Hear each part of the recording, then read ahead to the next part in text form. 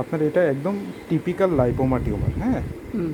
মানে চর্বির টিউমার। আমরা যখন এটা কাটবো তখন একদম চর্বির তলা বের হবে। আমরা এই যে হাত দিলে দেখেন সরে যায়। এটা আপনার তাহলে টোটাল কত বছর হলো এটা? এটা অনেক বয়স। হুম, যখন আমি ইয়ং বয়স নাঙল ঝাড়েকে নিয়ে যেতাম, তারপরেও মানে 30 বছর হবে না আরও বেশি? তারও বেশি। তারও বেশি, তাই না? তাও 30 বছর আপনার যথেষ্ট ছোট আছে। এটা আরও বড় হয়ে যায়, হ্যাঁ। হুম।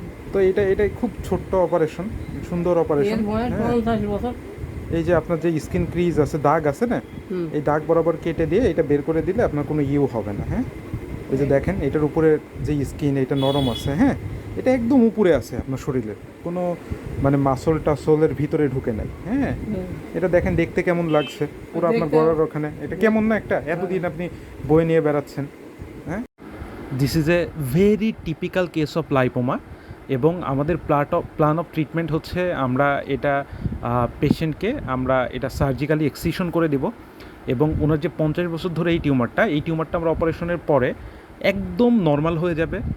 ওনার এখানে কোনো রকম এক্সট্রা টিস্যু থাকবে না, কোনো রকম সোয়েলিং বা ফোলা থাকবে না, একদম নর্মাল যেরকম আমাদের ঘাড় হয়, ঘাড়ের পিছনের অংশ একদম নর্মাল হয়ে যাবে।